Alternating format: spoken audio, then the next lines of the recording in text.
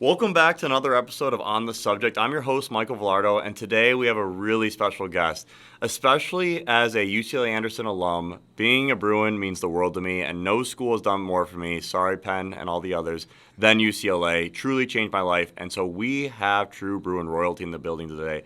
We have a quarterback, a Texas Gatorade Football Player of the Year, a two-time NIL Athlete of the Year, and an incredible entrepreneur and person, Chase Griffin. Thank you so much for joining us today. Thank you for having me. Yeah, absolutely. It's a joy. And so we are always about how do we dive into students' pathways? How do we help people elevate their lives as much as possible through education? And what I respect and value so much about your perspective and can't wait to have with our listeners today is you've leveraged football into not only education, but into a business, which is really what education is for. Were you always this thoughtful? Like, tell me more about yourself. Like, was this a 14, 15-year-old Chase saying, hey, I know what I want to go get in the world? Or did UCLA just really open your eyes? I think UCLA sort of personified as a school what I've always been taught in a lot of my ethics and morals that really are a result of how I've been raised. My mother's a teacher, like to this I love day. it. Shout out to the teachers, Yeah. the heroes of society. Absolutely. And my father and his family, he had a grandfather and a grandmother who were teachers, principals, pretty much everywhere in school, you name it. And so education has always been a staple of both sides of my family. And then with me, I had the opportunity of going to school for free. And I figured while I'm at the best institution in the world, might as well rack up as many degrees as I can if UCLA is paying for it. So I got my undergrad in public affairs, really learned how the government structure works and how policy and lobbying really has an effect on the legislation that affects all Americans, something that's very pertinent right now in the college athletic space. Yes. And then I got my master's in education, and I just finished a master's in legal studies that's Wow. been helping me as far as my negotiations and contract reading. So education's always been a foundation of who I've been. I think being able to compete in the classroom has led to me being a better player. And also it just teaches you discipline, prioritization. If you handle something one way, you tend to do that same sort of discipline and take that same formula to other parts of your life. I completely agree. I love that. And it's just so amazing that you've gotten this many degrees while playing at Power 5. And now are we changing the name to Power 4 with the conference consolidation? I don't even know what to say, but traditionally Power 5 has always been the most elite, rigorous athletic experience you can have outside playing in the NFL, NBA, MLB, NHL. And so, like, what you're doing is so special. And you talked about going to the top university, and I've heard you talk about this on other podcasts. UCLA is the top public university in the world, and it's absolutely incredible. And you had some opportunities at some Ivy League schools as well, and then also some other Power 5 schools. How did you evaluate the decision of getting that incredible free education at the top public school in the world, but also being in Los Angeles and using that at your disposal? It sounds like you're really thoughtful about the city influencing your experience as well. Well, I consider myself a born Bruin. I grew up in Texas. I was raised in Texas, but I was actually born right down Wilshire at UCLA Santa Monica. Oh, I love that. Hospital. Let's go. Yep, my mother, she used to teach at Harvard Westlake Yes, Middle School, yes. and my father used to work at Fox. So, we were around this area, but my parents, they wanted me to grow up in a different place. I'm glad we moved to Texas. I grew up a Texan. I am a Texan, 100%. You see my Lucchese's on right now. Oh, they're nice. I love the boots, yeah. But I always wanted to go back to UCLA. And for a plethora of reasons. When I came out of high school, I had offers to go to some of the better schools in the Ivy League, and I felt like if I was passing on Harvard for a more extravagant football experience, that it had to be a school where that degree could stand on its own. And I felt like UCLA had that. And in addition to that, I grew up learning about all these figures who had changed the world. And a lot of them were black athletes from UCLA. Yes. We hear about Ralph Bunche, the first African-American to win the Nobel Peace Prize. We have Jackie Robinson, Kenny Washington, yes. Arthur Ashe, Kareem Abdul-Jabbar, Yeah. Flojo, Jackie Joyner-Kersee. Yeah. These were folks who transcended their sport, but also transcended society. Yeah. And to be able to go to the same school as these folks, I was like, wow, the amount of work that I've been putting in for this past decade and a half has come to fruition in a way that is better than I ever expected it to. That was really beautifully said. Just getting to know you, you just walked in the door. I got lucky enough to hear Chase speak at an incredible institution in Los Angeles called the Jonathan Club and was so moved by what you had to say. But wanted to bring that back where you talked about being able to go to UCLA. You probably were a great student because I could tell you're extremely articulate and well thought out. But football most likely helped you go to UCLA, and it for sure helped you get paid for to go to UCLA. How do we help more young people realize how important extracurriculars are? You know, especially with how much pressure there is in academia today. Oh, you got to get the perfect SAT, ACT, you got to take all the AP classes. But sports could maybe even get you farther than those. I know for me, I didn't even take one AP class, and I got to get my degree from Penn because of baseball. You're at UCLA, and now you have 3 degrees. You're doing all these incredible things. Can you help young people better understand why sports are such a ticket? And maybe it's not sports. Maybe it's theater. Maybe it's music. But it can't just be getting straight A's in class if you want to go to the best universities in the U.S. Yeah, I mean, I think we're seeing folks who are getting perfect scores, folks who are valedictorians, are being deferred from top schools. And it doesn't mean that they're not a great student, doesn't mean they're not a great person. It's just when you look at college admissions, people are looking at who's unique, who brings a value to this university that is singular to them. And grades are on a paper, test scores are on a paper. But curriculars show that you've been interacting with others, teamwork, how to get along with folks that you don't agree with, that you have no sort of demographic overlap with. Yes. And it's because of a unison for one singular goal, which is, in sports, winning a championship or winning a game. If it's in robotics, I was on the robotics team. It was winning state. So cool. If it's, something in engineering or drama, it's about having the best play in the city. Yep. I think being able to interact with others and bring value to other people's lives is one of the best indicators that as a student you'll add cumulative value to the university. And that doesn't really take away from the hard work that it takes in school to be a valedictorian or to get a high test score.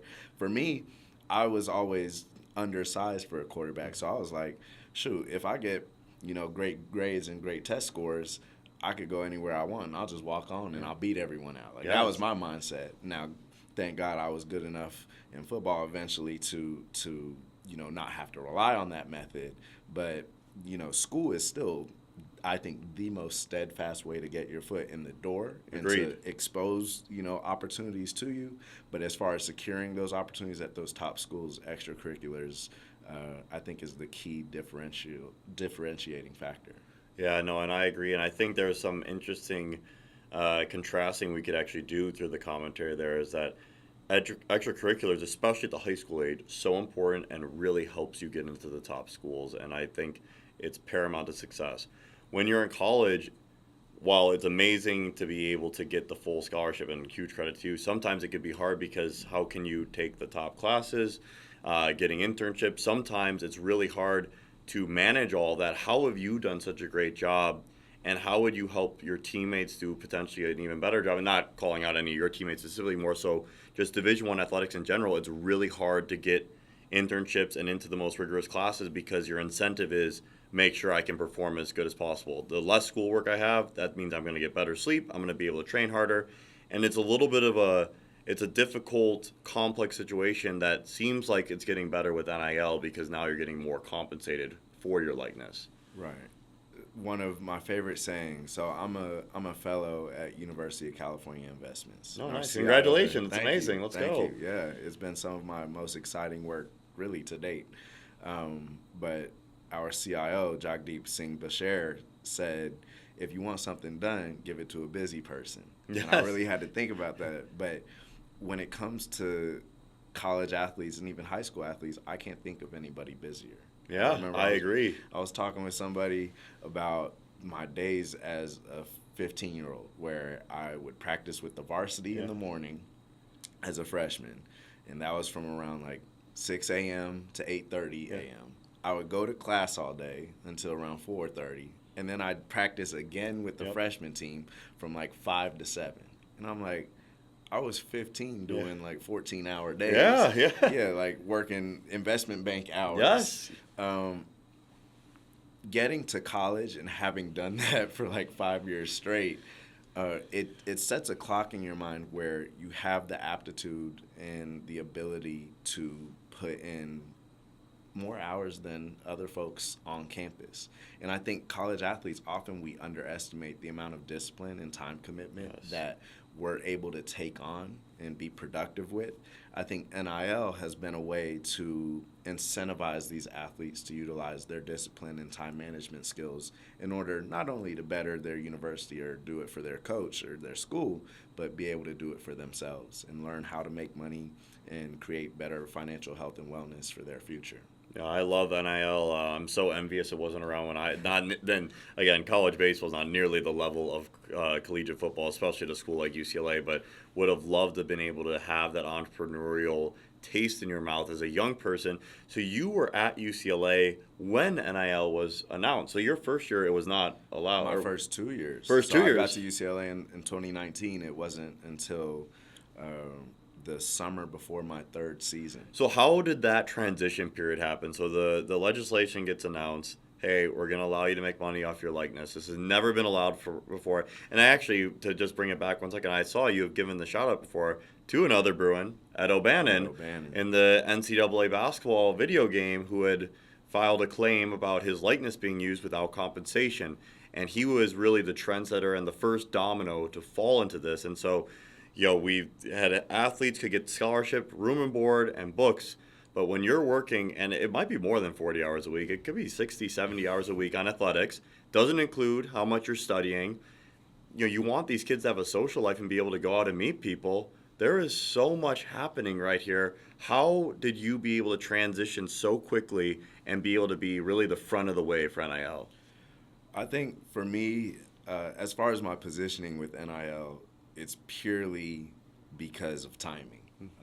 I think I've gone about NIL in a way that if others replicate it, I think they'll find success. But the way I've gone about NIL isn't the end-all, be-all.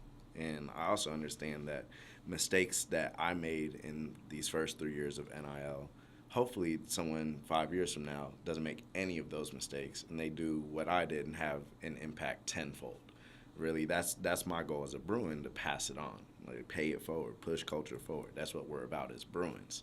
Yes, go Bruins. Absolutely. As far as me taking advantage of NIL, I think it resulted from a lot of work that I had unknowingly done in the 6 years leading up to it. And what I mean by that, I went to Hutto High School, which is a country town probably 25 miles northeast of Austin.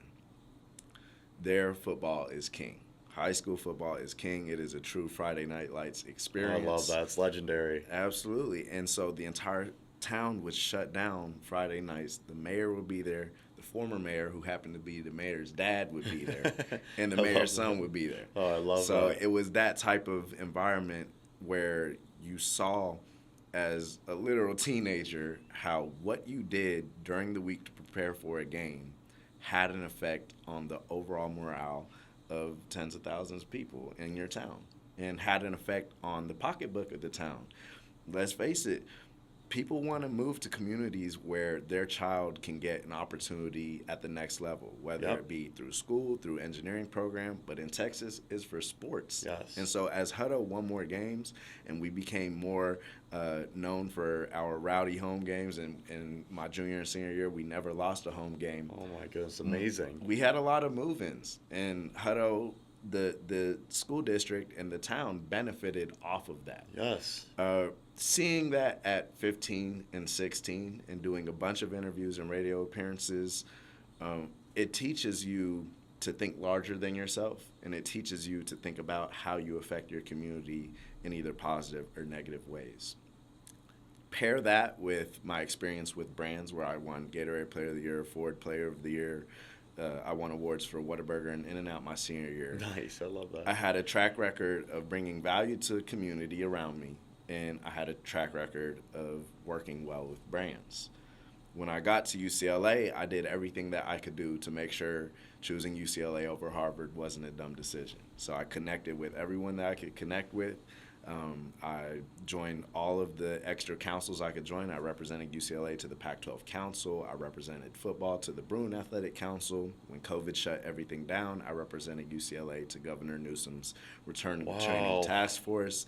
And I was cataloging all of this. I also got my undergrad in 2.5 years. That's incredible. In public affairs. And then the season before NIL came to fruition, I had the highest passer rating in the Pac-12. Yeah. So when brands were looking for someone who was succeeding on and off the field, especially on apps like LinkedIn, yep, they couldn't find a better 20-year-old prospect. And I think a lot about my background eased brands' sort of, shakiness around investing in such a new demographic. And at the same time, my ability to speak on camera and my comfortability working with brands or representing something larger than myself led to me being very effective in early marketing campaigns. And way led on the way, my content got better. I started, professionalizing my setup. Doing interviews like this where I see such a beautiful setup, it inspired me to want to do the same. I want all of my content to be the best content that a brand has ever done, regardless if the budget with me is $40,000, $1 million, $10 million. It doesn't matter. I want it to look better than everybody else's. If you did something with Kevin Hart, I want my brand deal to look better than Kevin Hart's. And that's what I told JP Morgan Chase. I love that. The brands that I work with, I think, understand that I take just as much pride in being a very good producer of content as I do of being talent and an ambassador for them. I love your competitiveness. Your drive comes through in the conversation. It's super authentic. I had read, I wonder if this is still your dream or if it changed. You talked about wanting to work on Wall Street.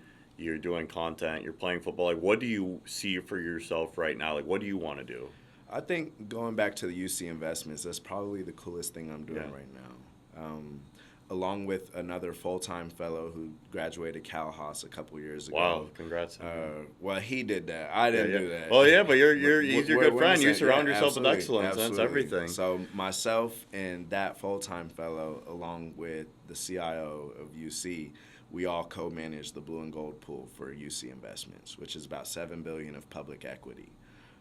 And there I'm learning how to read the markets, how to allocate money, and then the effects of my decisions at that scale on money that's not mine, how to practice fiduciary duty. Yes. After this season, I'll go full-time with UC Investments, and I'll learn all of the asset classes, and basically I'll apprentice and learn how to be a CIO. Wow. In addition to that, I'll practice the ability of deal making on a larger scale, where I'll take my expertise in music, media, entertainment, and sports and apply that to deals in the UC portfolio.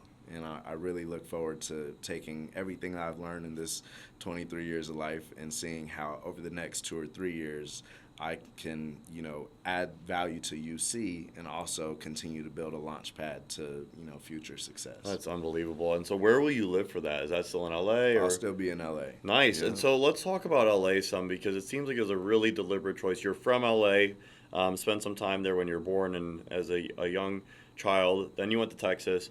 But then you chose LA and UCLA with a purpose. Did you know you had a passion for media and entertainment going into UCLA, or did LA bring that more out of you? I think I've always been creative. Before I did any sports, I played violin, and throughout middle school, I played violin, played at our chamber orchestra at my middle school, and then I also was part of the Strings Project, which was put on by UT to identify young talent and develop young, string players. I think it really is great because for me as a producer now, if you know classical and you know the foundation of that, you can really produce any form of music. And I say that because the creativity that I had as a child was something that I think has been harnessed through different parts of my life. I think I very much am a creative, but I find ways to be busy. That way it's not a distraction. And so I think going forward in LA, whether it's creating shot lists and executing brand deals, or whether it's being creative in how I approach moderating a panel or being a guest on a panel, or being creative through my music and how I interact with my artists and other producers, those foundations that I learned as a classical string player always ring true. And eventually, you never know, I may get into scoring. I love that. And so to bring it back to NIL, two-time NIL Athlete of the Year, such a big accomplishment. What's your stance on now these schools taking not taking over is the wrong word, but it sounds like next summer they at least at the Big Ten, some of the big conferences will have about 20 million a year to disperse across all athletes. Well, how would you advise an athlete to take advantage of that and advocate for their own behalf? I would say when we think about the house settlement and being able to pay out, around 22 million a year, that's still something separate from NIL. That is Well said. That's revenue share. That money is not coming from brands. It's not coming from donors. It's coming from a larger piece of the media revenue that's generated by massive deals that these conglomerates like Fox or NBC or et cetera have with the conferences. For instance, Fox has a $7 billion deal with the Big Ten. Wow. Athletes right now, on average, are seeing in between 11 to 15% of that. Now, with this house settlement, they'll be seeing a larger portion. And it'll, I think, be a portion that mimics other entertainment forms that are considered legitimate businesses. The reason why the NCAA consistently gets sued is because they operate out of line with most other industries of that scale. And so I think when we look at schools and how athletes should adjust to it, number one is I think it's a win for the athletes. I think it's a continued step in the right direction to more equity. And when we see empowerment in the talent space, we see whatever industry that talent works in growing because now the talent's incentivized to grow the pie for everyone. Exactly. And I think it's also interesting that this happened around the same time as the SAG-AFTRA strikes. Yeah, that's true. And I think there's definitely a trend of empowering talent in order to grow the pie for everyone. And so for athletes going forward, financial literacy is key. Obviously, we're on an education podcast, so it makes sense that we talk about this. But financial literacy is also more possible than ever because it's virtually impossible to learn without doing, in my opinion. I completely agree. And it's very hard to learn how to pay taxes when you have $0. Yep. It's very hard to learn how to save money when you don't have money. So a lot of the, cliche, oh, you should do this with your money, a lot of the lessons that have been being taught to athletes have been falling on ears that can't hear them because athletes haven't had spending money outside of their scholarship, which a lot of these athletes have been sending home to their family. So now that athletes will have disposable income, when they graduate, they'll know what it's like to have disposable income for 4 years. And they would have made mistakes, but they would have also had wins. They would have bet on bad stocks. They would have bet on good stocks. And they would be 22 and formidable to take on the world with a UCLA or whatever college they're at degree. I love that. That's a lot of good positivity. Curious, you just made me think of this song. Do you ever listen to NCAA by 2 Chainz? Yeah, no, I mean, it's funny. 2 Chainz and I got the same birthday, September 12th. Amazing. So if 2 Chainz ever want to work, I just love that song. And, it sounds like a good friend of yours. We had a friend of yours on the show last week, and Johnny Manziel. And so just for fun, getting pumped up for the pod, listening to some of the rap shout-outs he had got, and it just brought me back to how great and prophet like 2 Chainz was singing about NCAA rights and how these kids need to get paid. They deserve to get paid. This is a business, and it's just such a difficult situation. And now we've taken huge steps forward. NIL, revenue sharing. You're such a trendsetter and leader in that. What do you want your UCLA legacy to be? I think whatever that ends up being at UCLA, I'm sure it'll mean different things to different people. I take pride in being well-versed, and I think credibility lends itself to other things. So whether, eventually I start making a bunch of diamond hits consistently. Let's go. To that producer at the music school, that's what they think of me as. Or if there's folks on the business side or at Anderson who are like, he became a very good investor and he was a good steward of, pension dollars and made sure that when teachers retired, they had very good 401ks to go to. Like that, I would take pride in that. or, on the football side. I never count myself out. So, in all walks of my life, I think it would be vain of me to say where I'll be in 5 years. I think it would be vain of me to say where I'll be at in 3 years. Part of that, it just goes back to like my faith, that really guides me in everything, and then trust that I'm always in the right spot. And as long as I continuously prepare myself for whatever situation there may be, I think I have enough talent and enough ability, but more importantly, the mindset to grow into whatever opportunity comes my way. So I think when it comes to UCLA, I think I already won by choosing that as my school. Now, at this point, it's just about, taking advantage of whatever opportunities come my way and making sure that I stay true to myself along the way. Yes, go Bruins all day. Go and so Bruins. a couple things I wanted to wrap this with and a couple questions for you. So number one, favorite away stadium you've ever played at in your life? I'd have to say Autzen, just because it was my first start. It's an electric atmosphere, and it's amazing. But last two times at the Coliseum, Yes, we beat up on SC pretty bad, and that's always amazing. Yeah, we're no Trojans. I actually think at one time subject, my company, we had quite a bit of Trojan blood, but now I think it's much more heavily UCLA, which is great to see. Yeah, go Bruins. The environment in here is very nice. Yeah, just very positive, very friendly environment with a fierce passion for teamwork, and so that's been really great. If you had to thank and shout out one teacher from UCLA experience, who would it be and why? Ooh, it's a tough one.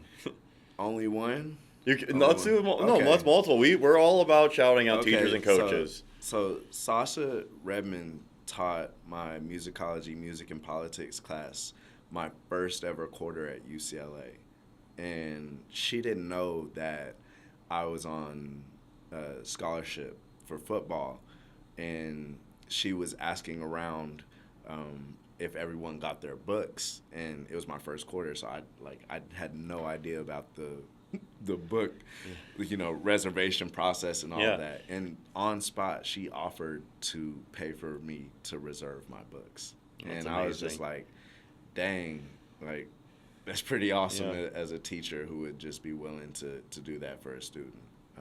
And then her class was awesome. And then, since then, I've heard her speak on NPR a few times about topics that we talked about in class. I mean, all the teachers at UCLA are pretty amazing. But just seeing that compassion from day one made me feel like, yes, UCLA is my home. And then at the law school, Professor Sanford Williams, he's special advisor to the chairwoman at the FCC. And I took his FCC and telecom regulations classes at the School of Law and learned, a lot about how in some ways the federal government is all powerful, and in some ways it feels powerless. And you sort of see that dynamic, and you see how hard folks are working. When we look at these huge conglomerates and huge groups, they're comprised of real human efforts to do better. And I think it's, in a time where a lot of folks have lost faith in certain institutions, to see actual individuals who care and have goodwill in their daily actions helps me believe that, we're still striving to become a better, perfect union. We absolutely are. And, what can we do to support the Bruins this year? When's game one? Who do you got? Game one, we got Hawaii. It's at Hawaii. I'm excited. It's at the end of August. And then from there, we got Indiana. And we got, a few more good ones in store. But we're really locked in on game one. We're really locked in on this fall camp that starts next week. And, for me, it's really about taking in and relishing that this is my last season here at UCLA and just being grateful for every step of the way. Well, we're really grateful for getting to spend any time with you. You're so articulate and just so passionate about helping people. It's absolutely beautiful, and I'm really proud to be sharing alumnus status with you shortly. Obviously you already have 3 degrees, but in terms of not being active at the school, I hope that we can I'm actually on the UCLA Anderson alumni board now, and would love to be able to find a way to help more Bruins together. I'm so excited for your final season, and what you'll do beyond football is even greater, because the way that you approach life and the way you've used it as a tool to be really a student of the game, but also a student in the classroom, is really inspiring. And so that's another incredible episode of On the Subject. I'm your host, Michael Vilardo. Please click below, click subscribe on YouTube, find us on Spotify. Those are the two platforms we're really trying to push, YouTube and Spotify. And please continue to be able to find more ways to help students be able to achieve their dreams in the world. Thank you so much for listening today, and thank you for joining the show today. Thank you for having me. That was fun. Yeah.